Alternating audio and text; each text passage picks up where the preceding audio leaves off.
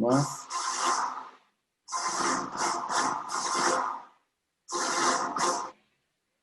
Bueno, voy a comentarles un poco breve acerca de mí y acerca de esta conferencia. Hay dos particularidades con mis charlas. La primera es que siempre doy chocolates, pero adivinen, estamos virtuales, no hay chocolates, lo lamento mucho, pero más adelante, cuando pueda ir a algunos de los países que estén acá presentes, cuando quieran, pues con mucho gusto, ahí les debo los chocolates. La otra particularidad es que mis charlas siempre están ligadas a una película, por diferentes motivos.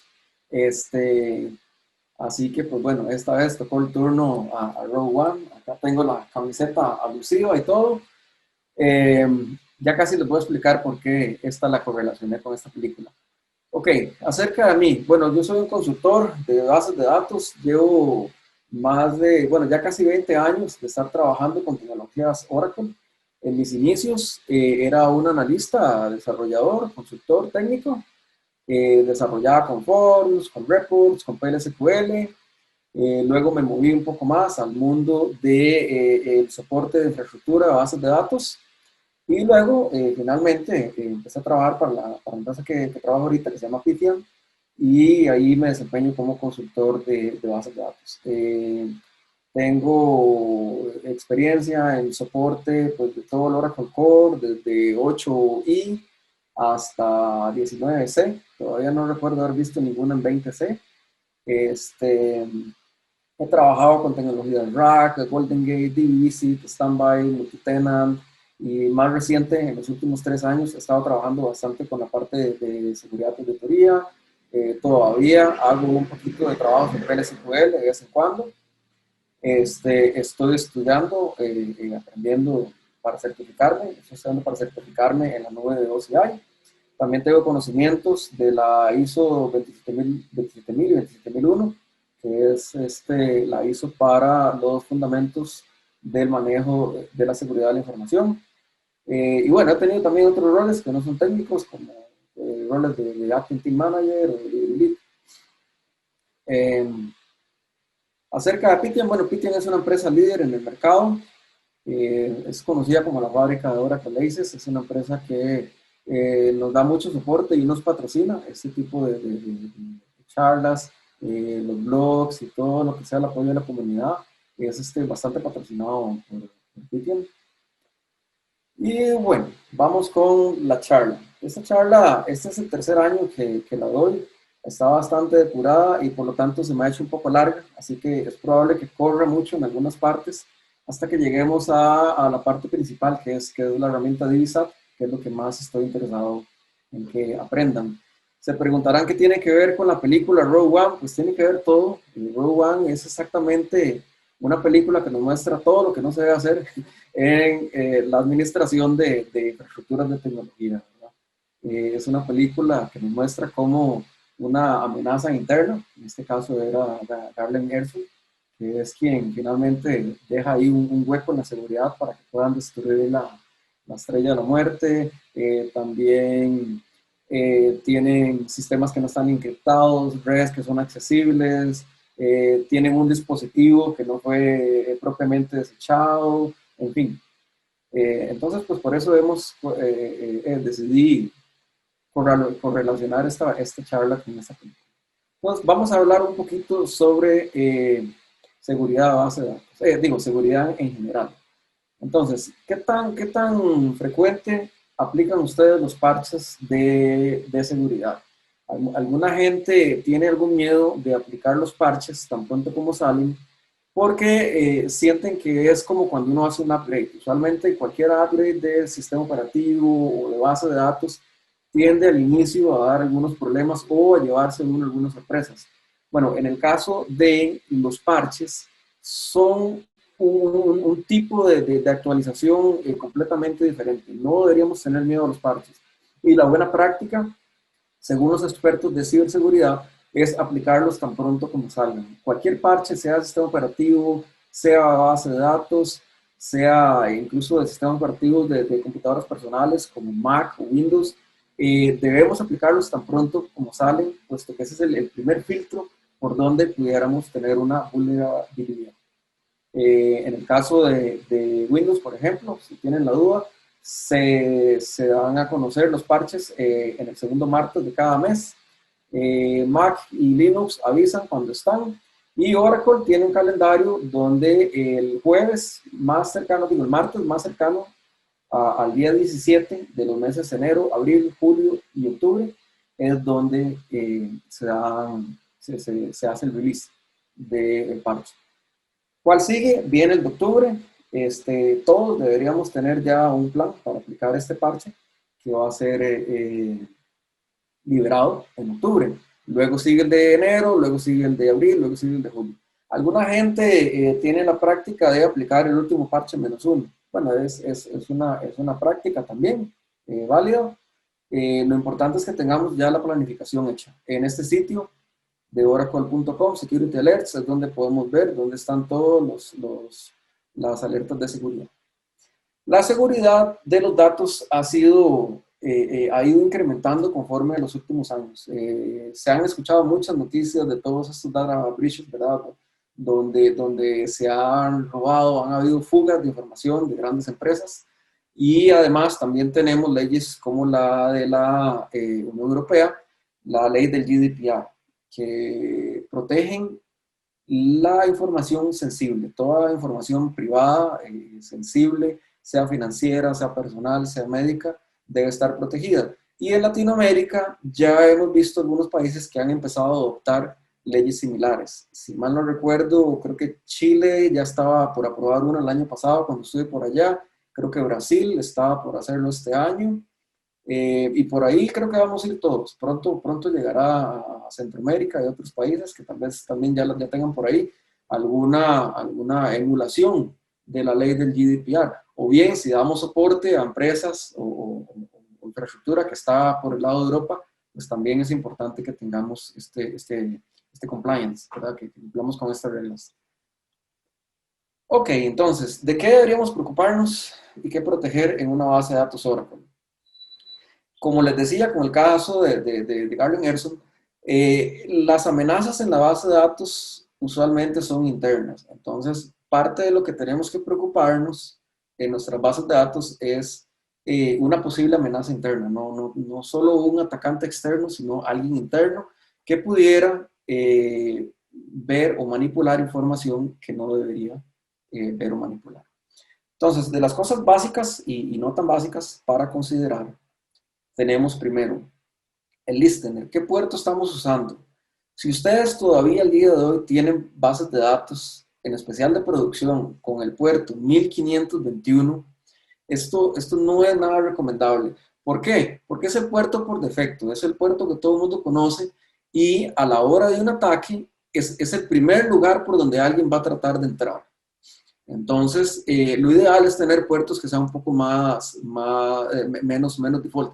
Igual, el puerto 1522, pues tampoco es tan seguro, ¿verdad? La idea es usar otros números de puertos, los 30 y algo o los 20 y algo. Más avanzado en el tema del listener, pues ya sería utilizar estas conexiones para inscripción en la red, utilizando el SSL o TLS, o habilitando este tipo de parámetros en el SQLnet Datora, como por ejemplo el TCP Valid Node Checking, ¿verdad? Y el TCP Invite Nodes. Con esta combinación de parámetros, por ejemplo, nosotros podemos decirle al listener que solo acepte conexiones de una lista determinada de nodos o de servidores. Entonces ya por ese lado, pues empezamos un poco a filtrar más quién se puede conectar a la base de datos. Otro asunto que tenemos por acá es los passwords. No sé cómo se activó Siri ahí. Otro asunto que tenemos acá es el tema de los passwords. Los passwords por default de Oracle, tanto de System como de HR, de SCOD, de BI, de OE, todos estos esquemas, por ejemplo, que vienen de ejemplo, son muy bien conocidos. Entonces, la idea es cambiarlos cuanto antes. Es decir, ninguna base de datos, ni siquiera desarrollo, debería tener los passwords por default porque son bien conocidos. Ustedes incluso pueden ponerlo en Google. Ustedes ponen en Google y ahí encuentran fácilmente cuáles son los passwords default de Oracle. Entonces, esto es una de las cosas más básicas. Luego tenemos el tema de los passwords con hardcoding, digamos. Cuando tenemos un password que lo tenemos codificado en algún script. Un usuario, digamos, en el sistema operativo podría llegar a hacer un ps py grep del script que está corriendo y eventualmente, o ver, hacerle un cat por ahí al archivo y ver el password ahí en código, ¿verdad? Usualmente para los backups, hay algunos sistemas que todavía usan este tipo de backups y entonces usan en los backups tener el password, ¿verdad? Usan los backups con sys todavía y tal vez los hacen con Arman, pero se conectan con sys, ponen el password. Una opción entonces es usar los Secure External Passwords con un wallet y de esta manera hacer una conexión más segura, una conexión donde no se vea el usuario y el password. Otro más que tenemos es quién tiene granteado el rol de DBA. Yo recuerdo los inicios cuando desarrollaba, pues cuando uno montaba la primera base de datos de desarrollo para montar el sistema, de las primeras malas prácticas que se hacían era darle DBA al usuario esquema dueño de la aplicación, ¿verdad? Para que nada fallara, pues entonces le damos DBA para que pueda hacer todo y no haya problemas. Bueno, eso es una mala práctica. Y también hay usuarios que por algún motivo en específico tal vez requieran DBA temporalmente y se queda ahí. Sobre todo cuando somos DBAs de empresas grandes, tal vez nacionales, multinacionales, no nos hemos preocupado por quién quedó por ahí con el usuario de DBA. Entonces, revisar este tipo de cosas es muy importante para retirar ese tipo de privilegios a menos de que sea estrictamente necesario. La premisa de Oracle es siempre de los menores privilegios posibles. Si al final la persona usuaria de la base de datos no puede hacer algo, pues en ese momento se le da el permiso para que lo pueda hacer. Pero siempre, siempre siguiendo la premisa de entre menos permisos tenga, es mejor. Y Divisat, que es casualmente el motivo principal de esta charla, nos ayuda muchísimo a encontrar todo este tipo de cosas.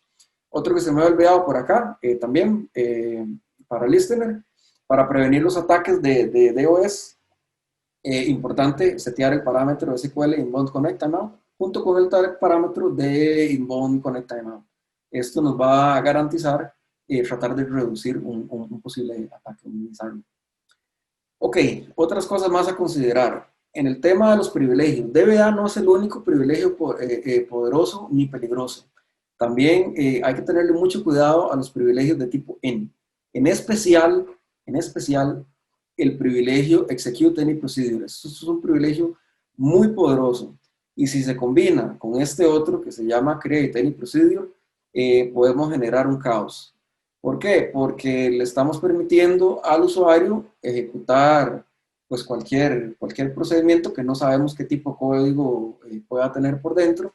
Y con el de Create, el problema que tenemos es que este privilegio nos permite crear un código hecho por nosotros dentro de otro usuario. Y a la hora que lo ejecutemos, lo ejecutamos con los permisos de ese otro usuario donde lo pusimos.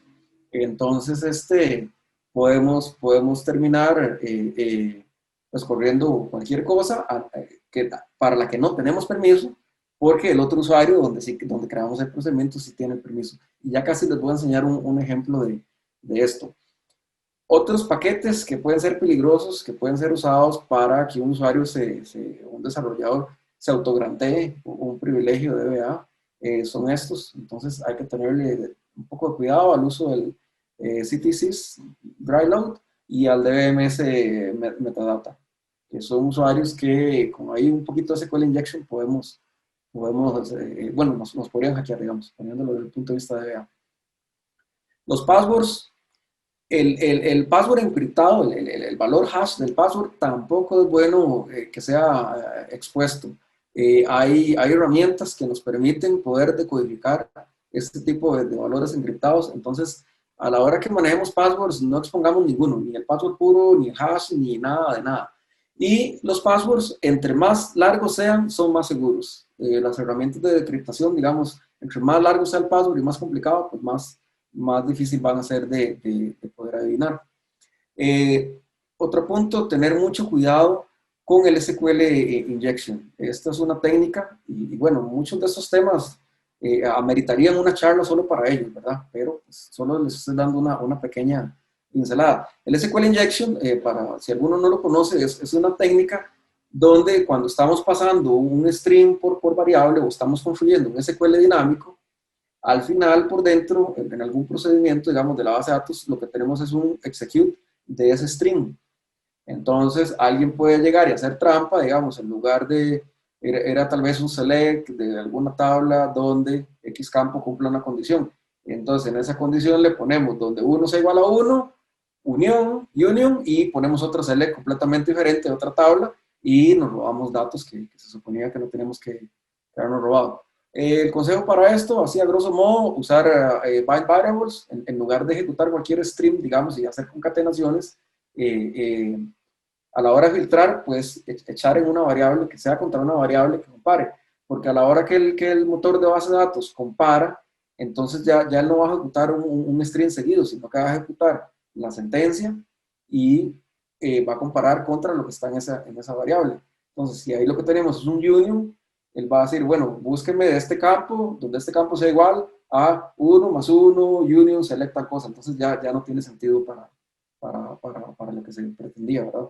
Y también está este paquete DBMS Assert, que es un paquete que nos permite validar el tipo de comandos que estamos concatenando. Y otra opción también es filtrar el input, ¿verdad? Esto que nos está entrando por parámetro, pues validarlo, a ver si trae alguna palabra reservada diferente a los valores que uno esperaría. Entonces, por ese lado podemos cumplir. Acá les traigo el ejemplo. El usuario 1, que es, en este caso es Scott, está granteado con el privilegio de Create Any Procedure y puede crear un procedimiento almacenado dentro del usuario 2, que en este caso es R. Salazar, que es un usuario que tiene permisos de DBA, y ejecutarlo con los permisos, con los privilegios del usuario 2.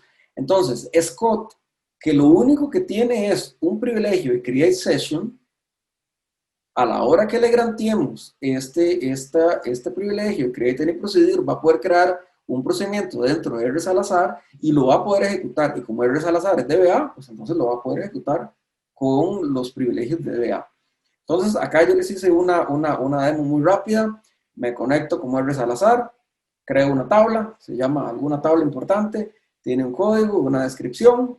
Le inserto a la tabla un código de seguridad y le digo que estos son los códigos de alarma del sistema de la empresa. Algo ahí simplemente para hacer el ejemplo. Vengo o llega el DBA y supóngase que Scott le pidió el acceso, ¿verdad? Entonces el DBA llega y le dice, ok, bueno, sí, lo vas a hacer el gran que usted pidió, create any procedure, listo. Scott se conecta, crea un procedimiento que se llama delete table, ok, que aquí hace un execute immediate, truncate table, y bueno, de lo que le pasan aquí por parámetro, justamente, pues, este es un ejemplo de lo que no se debería hacer, eventualmente si fuera un select, ¿verdad? No deberíamos concatenarle así, sino que por medio de una bind variable. Ok, y crea otro procedimiento que también se llama drop table, ¿verdad? Igual es un execute immediate del drop table de la tabla que le estamos pasando por parámetro. Aquí es muy obvio, ¿verdad? Porque el procedimiento se llama drop table y delete table, pero podrían llamarse cualquier otra forma y al final tener por dentro algún tipo de código malicioso como este, ¿verdad? Entonces Scott llega y le pide a otro DBA que le dé permiso para ejecutar un procedimiento que él tiene. Dice, es que yo creé este procedimiento y está en este esquema y ocupo ejecutarlo. Entonces este otro DBA pues llega y cumple la orden, ¿verdad? Imaginémonos en una empresa grande, ¿verdad? Donde hay varios equipos, incluso distribuidos en zonas diferentes, ¿verdad? Unos en América, otros allá en Asia, todos unos trabajan de día, otros de noche, y bueno, alguien no llegó, no lo pensó mucho, le dio simplemente el execute y listo. Ok, entonces se conecta Scott. Llega Scott, ejecuta su procedimiento dentro de R. Salazar, le pasa el nombre de la tabla, y el procedimiento fue ejecutado exitosamente. Con solo tener create session y pues el create any procedure y el execute sobre este procedimiento que él creó, ¿verdad? No le dimos execute any procedure, solo le dimos execute sobre los procedimientos que él creó. Ok, se conecta a Salazar y resulta que cuando hace un query, no tiene ningún dato en la tabla. Este ejemplo es así, copiado tal cual de la prueba que yo hice. Ahora bien, llega Scott otra vez, este es un caso agregado aquí que dice, ejecuta a Scott el procedimiento para borrar la tabla, la borra, y efectivamente se conecta a Salazar después, trata de ver la tabla y ya ni siquiera existe. Entonces, un usuario que solo tenía create session, o sea, que lo único que podía hacer era apenas conectarse a la base de datos, con un par de privilegios mal dados, pudo borrar los datos de una tabla importante y borrarse incluso toda la tabla.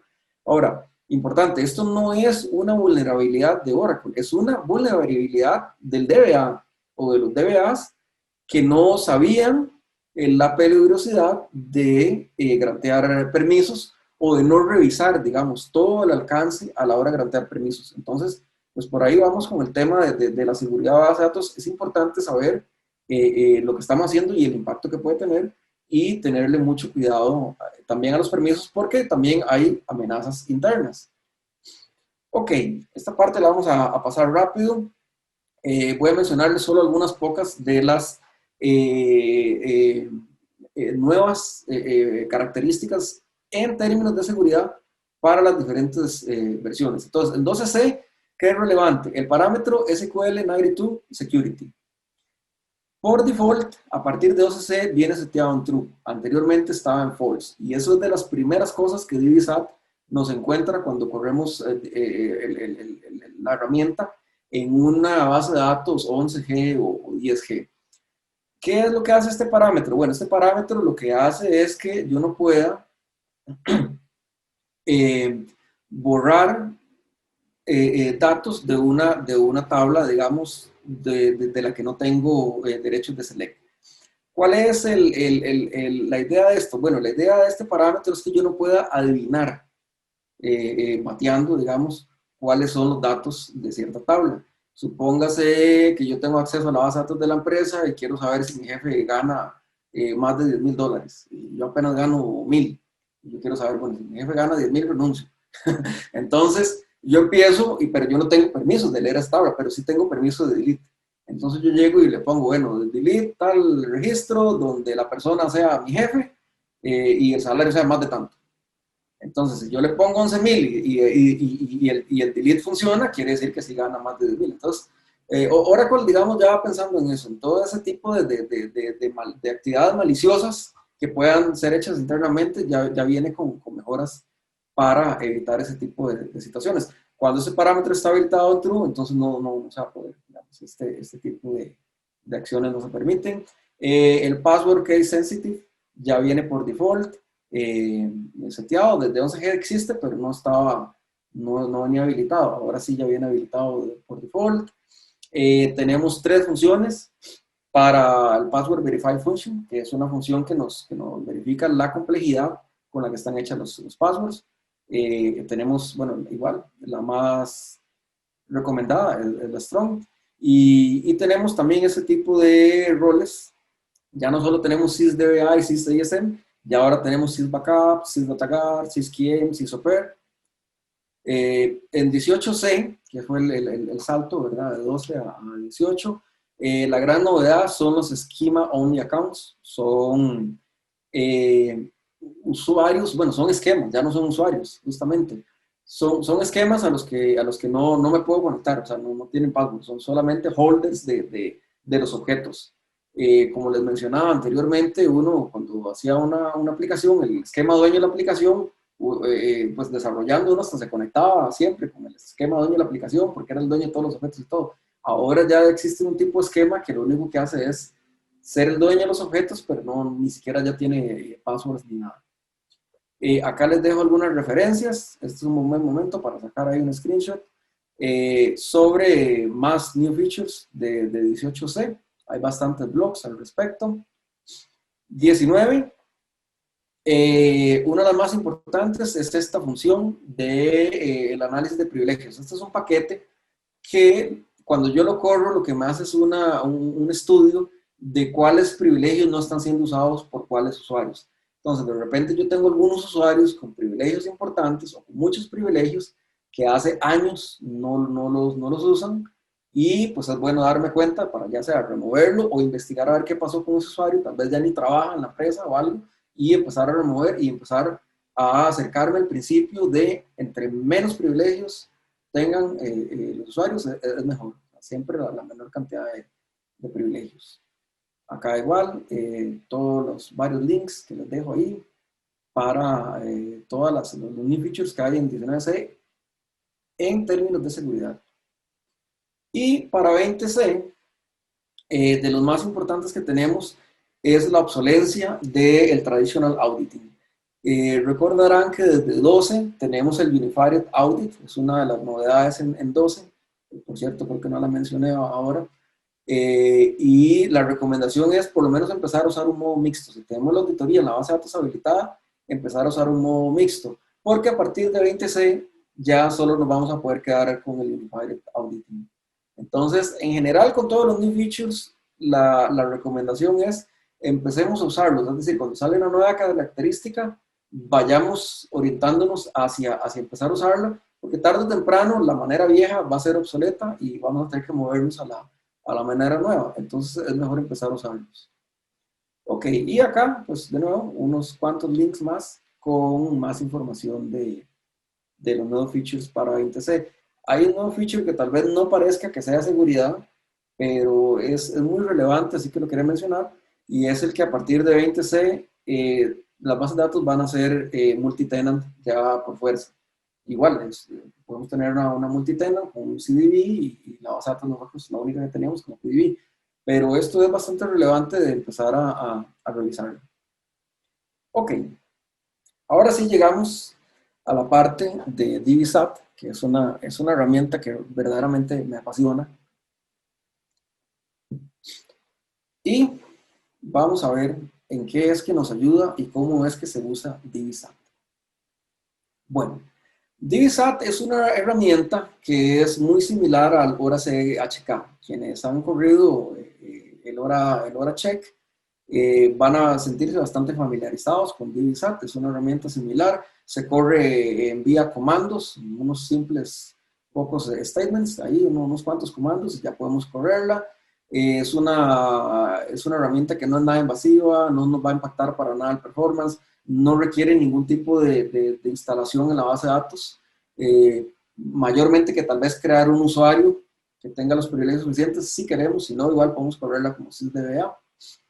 Y nos va a ayudar a promover el uso de las mejores prácticas. DBSAT trae una serie de ítems que son como recomendaciones, trae incluso la descripción del por qué esta recomendación es importante y de ahí en adelante nosotros podemos empezar a generar cambios para que la base de datos sea más segura y el ambiente en general, pues que también revisa los parámetros del listener, los parámetros del SQL net.hora y otras cosas más. Ahora bien, ¿en qué consiste DBSAT? DBSAT se compone de 3 módulos. El primer módulo se llama el collector, que es un módulo que se conecta a la base de datos y también corre algunos cuantos comandos en el sistema operativo. Idealmente, el collector sí ocupamos correrlo en el servidor donde está la base de datos para que pues, tenga acceso a estos comandos del sistema operativo. Este collector genera un archivo en formato JSON que no es legible y lo analizamos con el siguiente módulo que se llama el reporter. El reporter toma este archivo no legible en formato JSON y genera reportes entendibles para el ser humano en 4 diferentes formatos. Nos lo generan HTML, en texto, en JSON y en un formato también ahí de Excel. En realidad creo que es un punto .csv lo que genera. Este reporter, mientras tengamos una herramienta que se llama Python, podemos correrlo desde cualquier máquina, puesto que no se va a conectar a la base de datos, simplemente va a interpretar lo que ya el collector colectó, valga la redundancia. Y el Discoverer es un módulo que fue agregado más recientemente. Este módulo también se conecta a la base de datos, hace una serie de queries y lo que nos investiga es información sensible. Ya no investiga sobre seguridad o permisos o usuarios. No, este se enfoca únicamente en información sensible. ¿Dónde tengo información sensible, cuáles tablas, cuáles columnas, y bajo qué categoría. Él también los tiene, las puede clasificar. Entonces, ¿qué categorías? Si estamos hablando de información sensible tipo financiera, de tipo personal, de tipo médica. Se puede correr sea del servidor o de una máquina, cualquiera, otro servidor o la máquina personal, siempre y cuando tenga una conexión a la base de datos, puesto que necesita correr varios queries. Y él, de una vez genera el reporte, no necesita dos pasos. Colecta la información y de una vez nos genera un reporte en HTML y en formato CSV. Ok, entonces, ¿de dónde salen todas estas recomendaciones? ¿A quién es el que dicta qué es más seguro y qué no? Bueno, Oracle, por supuesto, tiene sus propias recomendaciones, pero también hay una organización que se llama CSISecurity.org. Esta organización tiene estándares de seguridad para la mayoría de tecnologías existentes. Si ustedes se meten a este sitio, entonces se van a encontrar con unos archivos donde vienen unas guías sobre cuáles son los ítems de las mejores prácticas de seguridad según la tecnología. Entonces hay para bases de datos Oracle, hay para sistemas operativos Linux, hay para la nube, hay para otros motores de bases de datos de otras compañías. Y entonces DiviSat se basa pues, en estas normas que ya están reguladas, que están aprobadas mundialmente, para recomendarnos a nosotros, ¿verdad? Entonces, según lo que dice la norma número tal, en su base de datos usted no tiene bien configurado esto, porque es menos seguro de esta manera y esta otra manera es más segura. Como les decía, DiviSat es bastante liviano. Y bueno, la última versión es la 2.21, que fue actualizada ahorita recientemente en mayo de este año. ¿Cómo luce este tipo de archivos que tenemos allá en el sitio de CSI, de donde DiviSat también saca la mayoría de sus normativas? Luce más o menos así. Es un archivo, por cuestiones de tiempo, pues prefiero puse todo acá para no estar saliendo y entrando de la presentación. Entonces, este es el archivo. Por ejemplo, acá nos dice, bueno, que los passwords por default tienen que ser cambiados. Entonces, además nos pone acá un query, digamos, de cuál vista podemos ver. Hay una vista a partir de, creo que es 12C, que se llama DBA Users with Default Passwords. Entonces, en este caso es un trabajo manual. En este caso CSI, esta organización, lo que nos dice, bueno, usted podría llegar y ir y consultar a todas estas vistas o revisar todos estos parámetros y ver qué tan segura está su base de datos. DiviSat automatiza todo eso por nosotros. Entonces nosotros nada más revisamos ya el reporte ya hecho. No tenemos que empezar por ir y correr un montón de queries y revisar un montón de parámetros y hacer un montón de trabajo que puede ser automatizado. Esto es igual aquí, la siguiente parte de este tipo de reporte. Y también este documento que tiene la normativa internacional también hace referencia a documentos de Oracle. Es decir, cuando ellos dicen algo, pues lo sustentan técnicamente con la documentación de Oracle, ¿verdad? Entonces van entrelazados los dos. Ok, un poco de la historia de DiviSat, brevemente. Nace en mayo del 2016. Ya para el diciembre del 2017, cuando nació, solo tenía el Collector y el Reporter. Ya para diciembre del 2017 es cuando agregan el módulo del Discover, sobre todo para ayudar al tema de la ley del GDPR, ¿verdad? Porque ahí es cuando se empieza a volver todavía más importante, más relevante la protección de los datos personales. Sigue evolucionando con mejoras. Por ejemplo, en mayo del 2018 ya le ponen que se pueda conectar por conexiones SSL, que son más seguras.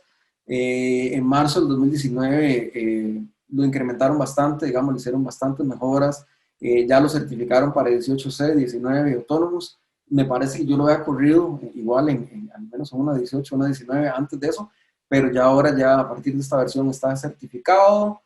Ya empezaron a cambiar un poco ahí cuáles privilegios, por ejemplo, pasan a ser considerados como de alto riesgo. Agregaron más ítems. Por ejemplo, este ítem me llama la atención, conf.backup.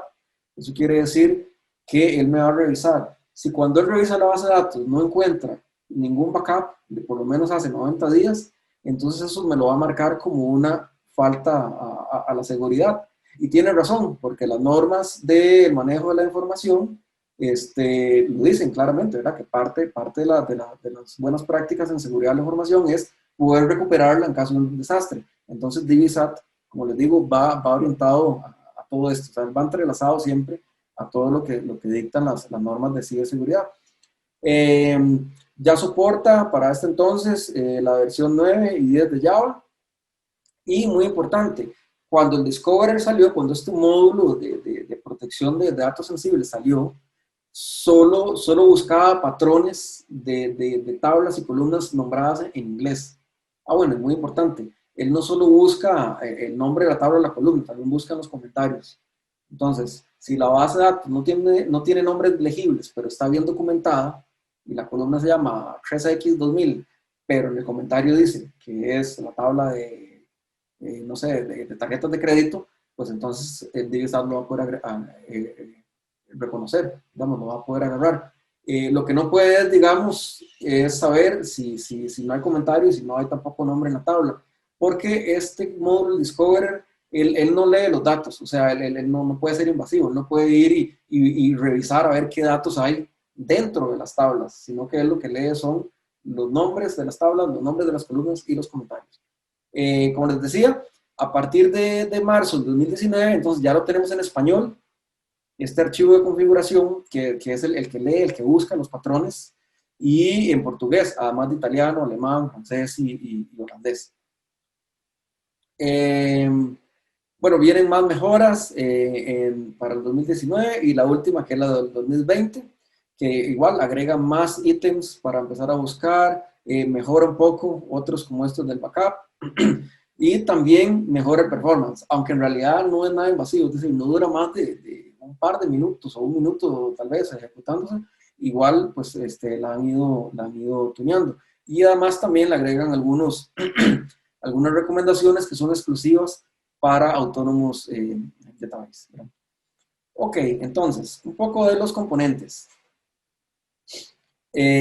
Como les decía, soporta desde la versión 10 hasta la versión 20, en realidad.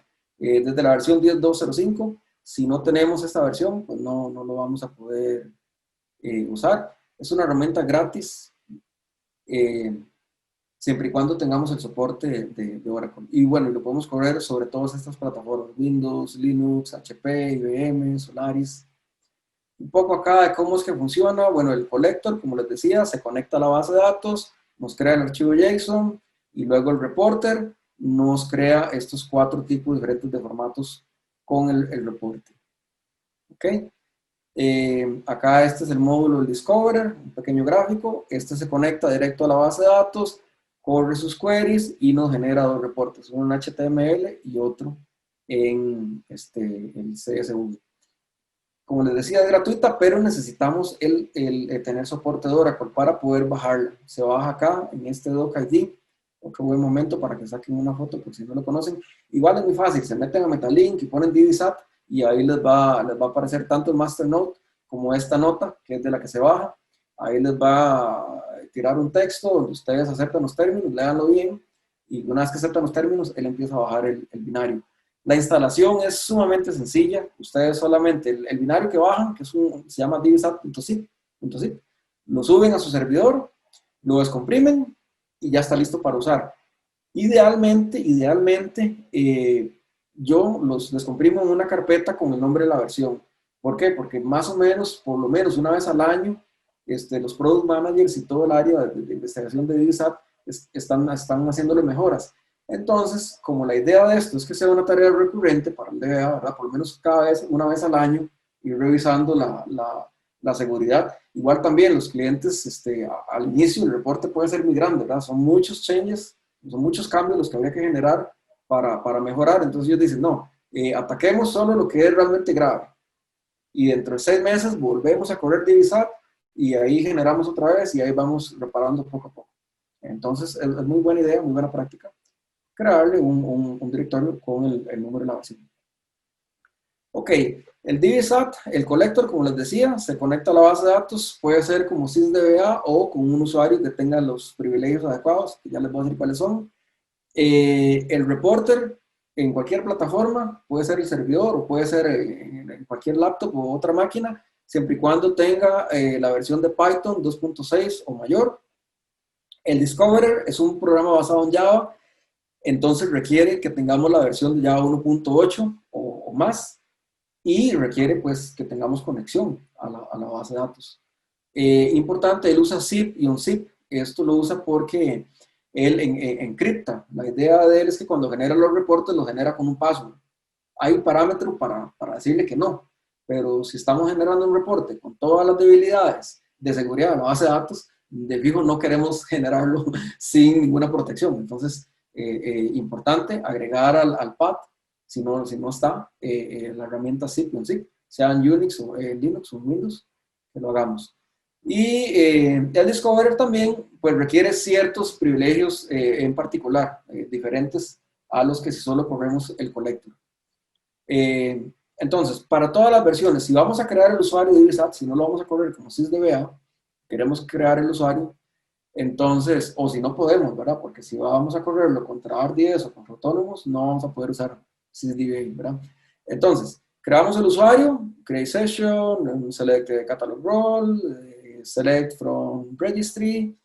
Si tuviéramos un database vault, entonces tenemos que darle este role también, de V, set canalized. A partir, si la base de datos es 11G o mayor, entonces además de estos tenemos que darle este select, entonces DBA user with default passwords, que por cierto lo vimos ahora en el documento, si recuerdan, en el de CSI. Y si la base de datos es 12C o mayor, entonces además necesitamos darle el rol de audit viewer, capture admin y select sobre audit sits unified, unified, que es el unified trail a partir de 12C. ¿Ok? Los que tengo marcados acá con asteriscos son los que necesita el Discovery. Entonces, estos tres, bueno, si tenemos el Database Vault, serían los que ocupamos para correr el Discovery. ¿Ok? Entonces, ¿cómo corremos el collector? Básicamente, nos ponemos en el home de DBSAT y le decimos collect, en este caso a sysdba, nos conectamos, ahí se termina el setup, luego nos va a preguntar por el password para encriptarlo. Acá quiero dejarlo claro, ¿verdad? Estamos en el home de DBSAT, ahí fue donde lo descomprimimos, así se llama el script DBSAT. Si es en Windows va a ser dbsat.bat, si es en Unix, Linux, se va a llamar dbsat.sh. ¿Ok? Collect y sysdba. Igual en la documentación de DBSAT viene bastante claro, pero más o menos es así. Y si fuera con el usuario, pues sería el connect screen, ¿verdad? Que sería el usuario, arroba, tal cosa, y después ponemos el password. Y este es el nombre del output de los archivos, bueno, del archivo JSON que va a generar él. ¿Ok? Entonces, como les decía, el password de Windows, del zip. Y acá, este es el zip que nos va a generar, que lo que tiene adentro es un archivo .json. Corremos el reporter. ¿Cómo lo corremos? Bueno, dbsat igual, estamos en el home de dbsat. Entonces el script, report, -a para que nos reporte todo. Si no quisiéramos ciertas secciones, entonces tiene una opción de "-x" y uno le va poniendo la clave de la sección, la clave del ítem de cuál no quiere correr. El archivo, el archivo bueno, el path, digamos, donde está el archivo de entrada, donde está el archivo JSON. En este caso no hay que ponerle .zip, él ya lo sabe, y él lo abre y agarra el zip y lo descomprime y lo genera. En este caso, el primero va a preguntar por el password para abrir el zip y después pregunta por otro password que es para encriptar la salida. ¿Ok? Entonces, si lo desencriptamos, si lo descomprimimos, acá están los formatos que él creó y estos son los reportes. ¿Cómo se ve más o menos este reporte? Bueno, se ve más o menos así. Tiene un summary, un área de suma, aquí de resumen, donde tiene todas pues más o menos lo que encontró, cuántos de high risk, cuántos de medium, viene después las partes. Esos son los keys, o los items que yo les decía. Entonces, de las primeras cosas que le va a decir es, ok, no parchó hace tantos meses, ok, bueno, entonces eso está mal. Después viene una parte, un resumen sobre los usuarios, vienen otros ítems, por ejemplo, password, ok, ¿cuáles usuarios no están usando Password Verify Function? Bueno, aquí está Salazar, que no lo está usando. Ok, viene cuáles table spaces, cuáles usuarios tienen objetos alocados en el table space de system o sysaus, que es una mala práctica. En este caso, si pasó está en verde, lo que no pasó, según el riesgo, está en amarillo, en anaranjado o en rojo. ¿Ok? ¿Cuáles usuarios, cuáles esquemas de ejemplo tenemos? Ninguna base de datos de producción debería tener los esquemas de ejemplo. Esto es peligroso, no tienen por qué estar ahí. Y como les digo, aquí en el Remarks, DBSAT les explica por qué y además les hace la referencia al documento que les había contado hace un rato del CSI, donde nos hace la referencia de por qué es que no está esto bien. Entonces, si tenemos duda, podemos ir y verificar el documento y leer más al respecto, investigar hasta tomar la decisión. Ahora, corriendo el Discover. ¿Cómo corremos el Discover? Esta utilidad requiere un poquito más de configuración. Y les pido perdón porque me estoy comiendo la parte de preguntas, pero sí, la charla pues está planeada para una hora y bueno, vamos a correr aquí un poco, pero sí lo vamos a lograr. Ya casi termino. Este archivo, para correr el Discoverer, sí tenemos que editar un archivo que se llama dbsat.config, que ese archivo tiene cosas importantes. Primero, ok, el hostname, en este caso lo estoy corriendo el servidor, cuál es el puerto, que no debería ser en el 1521 ni ninguno de esos, ¿verdad? Debería ser el puerto más seguro. ¿Cuál es el archivo de patrones de datos sensibles a buscar? En este caso, pues el ejemplo está hecho con el sensitive en, que es el archivo de datos sensibles en inglés. Si fuera en español, sería el .es, que ya se lo voy a mostrar. Y bueno, si queremos ver todos los esquemas y cuántos rows, digamos, si queremos ver todas las tablas, aunque no tenga ningún registro, o si solo las tablas con más de X cantidad de registros. Y además, él trae aquí pues toda una clasificación de cómo queremos clasificar. Esto yo lo puedo customizar. Yo pudiera agregar ahí una categoría diferente y luego en el reporte me la muestra.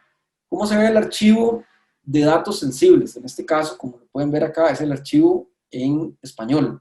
Entonces, por ejemplo, acá viene el documento de nacionalidad, identidad. Entonces, él busca todo lo que se llame DOC, o lo que diga NAC, o lo que diga IDENT. En el caso de Costa Rica, por ejemplo, que el documento se llama cédula, creo que habría que editarlo y agregarle acá un patrón más de búsqueda que sea set, tal vez. Puede ser que no lo encuentre. Y así para cada país, que igual eso es parte de la funcionalidad que tiene. O sea, este archivo es completamente abierto. Entonces, si algo no nos coincide, podemos simplemente editarlo. Ok, ¿cómo lo corremos? Bueno, muy fácilmente, igual en el home de DBSAT, el script, le decimos que es el módulo Discoverer, le decimos que el archivo de configuración es este. Aquí sí tenemos que pasarle un poquito más del path. Estos son subdirectorios que están dentro del home de DBSAT. Le decimos cuál es el archivo de configuración y este archivo de configuración apunta al archivo de datos sensibles, ¿verdad? De los patrones. Y le decimos cuál va a ser la salida. Entonces, en este caso, sysdba, password y pues para el zip, el password para encriptarlo. Bien, pudiéramos haberlo corrido con el usuario de DBSAT, si lo hubiéramos creado en lugar de sysdba. ¿Cómo se ve el archivo? Se ve más o menos así. Aquí nos dice cuántos esquemas tuvieron un problema, cuál fue el archivo con los patrones, en este caso fue el sensitive.en.ini. Más o menos cuántos rows con datos sensibles y de qué categorías, cuáles tablas, cuáles esquemas. Entonces, por ejemplo, aquí me dice que el esquema de R. Salazar y el de Scott, el de HR, todos esos tienen datos sensibles. ¿Ok? ¿Cuáles tablas? Bueno, encontró esta tabla de Sys Factors con datos financieros y encontró a R. Salazar con una tabla que se llama Credit Card. Muy cómico, está temblando en este momento, pero eso no me va a tener para seguir con la charla a tiempo. Y está temblando fuerte, que es lo más interesante. Bastante fuerte. Bueno, para los que no se han ido acá en Costa Rica por el susto del temblor, sigo. ¿Qué tiene que estar haciendo R. Salazar con una tabla que se llame Credit Cards? O sea, ¿por qué R. Salazar tiene esa tabla? Pudiera haber una justificación, pero pudiera ser que no. pudiera ser que no haya ningún motivo por el cual R. Salazar tenga esta tabla. Entonces, aquí seguimos. En este caso tenemos los esquemas, las tablas, las columnas. Acá, por ejemplo, tenemos la tabla de R. Salazar y en esta columna tiene la columna del correo, tiene la columna de la fecha de expiración, tiene la columna del security code de la tarjeta de crédito. O sea, R. Salazar se está robando todo. Ahí puede agarrar las tarjetas de crédito del sistema y robárselas. ¿Qué puede ser esto? Bueno, de nuevo, puede ser algo que esté bien, puede ser como HR, que tiene aquí employees y tiene el salario. Es una tabla a la que eventualmente querramos ponerle una política de auditoría, porque yo quiero saber quién está haciendo select de esa tabla. O podemos encontrar una amenaza interna, como R. Salazar, que aparentemente pues, se está robando datos que no debería robarse. Ok. ¿Qué tiene de relevante los datos? Entonces decía el primer ministro de Singapur que le habían robado una información de salud que no importaba, es decir, que podía haber un ciberdelincuente, cuántos resfríos había tenido, a qué hospital había ido. Bueno, mundialmente hay motivos para creer que hay lugares donde para acceder a ciertas drogas se necesita cierta identidad. Digamos, una persona con cierto padecimiento tiene acceso a cierto tipo de drogas o de medicamentos, y esos medicamentos tienen un componente que lo pueden usar para construir esas drogas. Solo por darles un ejemplo. Entonces, acá, ¿cómo se ve el archivo de DiviSat, del Discover, con respecto a la parte de información médica? Entonces aquí tenemos datos médicos, biométricos, genéticos y demás. Más acerca de DiviSat, acá hay toda una serie de blogs, varios los he hecho yo, de cómo correrlo en RAC, en RDS, cómo correrlo contra una base de datos autónoma, por ejemplo. En este caso, la particularidad es que nos conectamos con admin y nos conectamos usando el entry que nos da la base de datos autónoma, ¿verdad? El TNS names que instalamos en nuestra máquina o en el servidor que usamos para conectarnos en Jumpbox. Y el resto es básicamente lo mismo. En el caso del Discovery para autónomos, pues sí hay que configurarlo un poco para que se conecte por un método más seguro. Acá les tengo un ejemplo. Este es el archivo del Discoverer, el .config, donde pues el service name, que es un service name ya un poco más largo porque es de una base de datos autónoma en la nube, y ya estos sí se conectan por SSL. Entonces acá el SSL, toda la información. ¿De dónde la sacamos? ¿Cómo llené yo este archivo de configuración para conectarme en autónomos? Bueno, del TNS Names Entry que nos da la base de datos autónoma. De ahí es donde él la saca. Entonces, acá está el TNS Names que usé anteriormente, y de acá saqué el Service Name, y de acá saqué el SSL para ponerlo acá. Y estos son unos keys que también me da autónomos, que ya esto yo lo guardé, pues ahí donde yo decidí guardarlo en mi máquina. Ok. En una PDB y usando un wallet, igual podemos crear un usuario de DiviSat, lo guardamos como un Secure External Password, le creamos un wallet, entonces me conecto con solo un string de conexión. No necesito exponer ni el usuario ni el password. ¿Cómo se ve el archivo? Bueno, se ve más o menos así. Aquí el servidor, el service name, que igual es un service name de la nube, y el location del wallet. Aquí es donde está el wallet, y este es el service name, que este es el service name que está ligado al wallet, que esa es la manera en la que me conecto de forma segura. Y bueno, ¿qué más proteger? Hay opciones avanzadas de seguridad, como lo que es el data masking, el reduction, el data vault, y otras más, que ya esas sí requieren una licencia, aparte del Enterprise Edition. Y también otras sugerencias: empecemos a utilizar la auditoría. Auditar es bastante importante. Empecemos a utilizar el Unified Audit Mode, y empecemos a crear políticas para saber qué DDLs estamos corriendo, cuáles DMLs sobre tablas sensibles.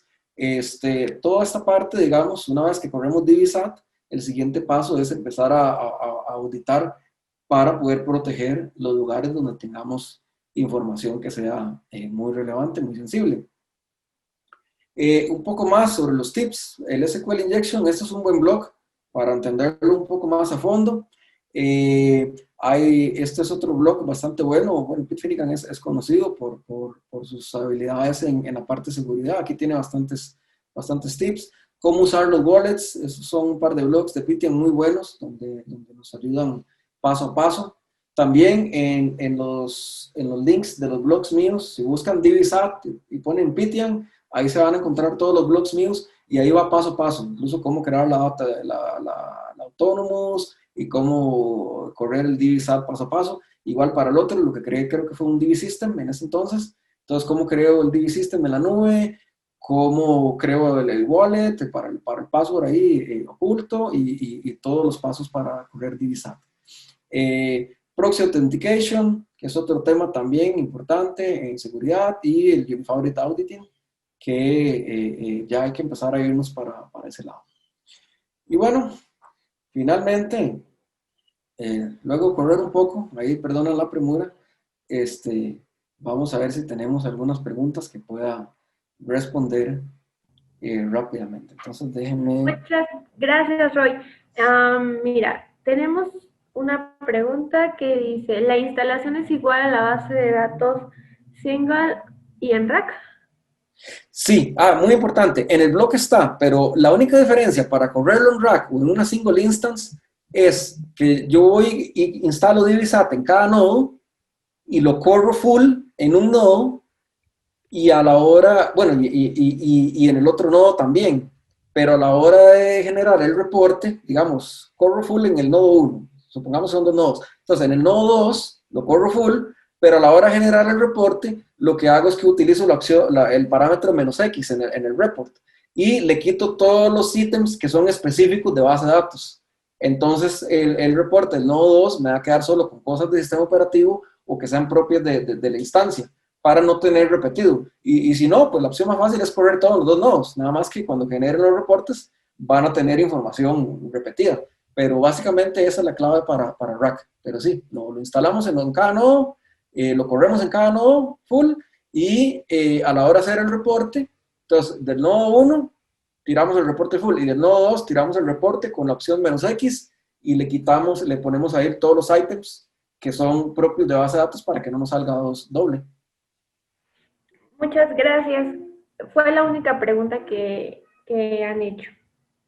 Ok, excelente. Bueno, espero que les hayan gustado la presentación y bueno, que les sea de mucha utilidad. Gracias, Roy. Gracias a todos por habernos acompañado en esta sesión tan interesante. Gracias, Roy, por habernos dedicado estos minutos para esta sesión. Les recordamos que en la uc.org está la agenda de todas las sesiones. No dejen de revisarla para que puedan registrarse a más y podemos terminar la sesión, Roy. Ok, muchas gracias. Hasta luego a todos. Hasta luego.